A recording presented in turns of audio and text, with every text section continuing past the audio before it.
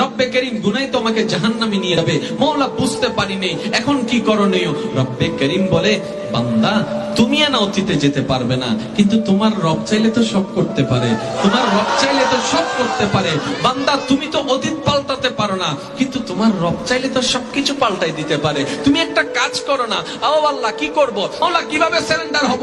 আল্লাহ পাক বলে তওবা করো, তওবা করো। তো তওবা মানে কি? তওবা মানে হচ্ছে ফিরে আসা, রিটার্ন করা, অর্থাৎ শয়তানের পথ থেকে ফিরে রবের পথের দিকে ফিরে আসা। এবার বান্দার মনের মধ্যে আকাঙ্ক্ষা জাগলো, আমার গুনার জন্য আমার অনুতপ্ত হওয়া দরকার, অনুশোচনা করা দরকার। এবার বান্দা আওয়াজ করে নয়, কোনো কিছুর মাধ্যমে নয়, মন থেকে নবী রাহমাতুল লিল আলামিনের মহব্বতকে সাথে নিয়ে আল্লাহর দরবারে বলল, মাওলা আস্তাগফিরুল্লাহ, মাওলা তওবা করছি, গুনার কথা স্বীকার করছি, সারেন্ডার করছি, তোমার দরবারে আমি বড় একটা আসামি উপস্থিত হয়েছি।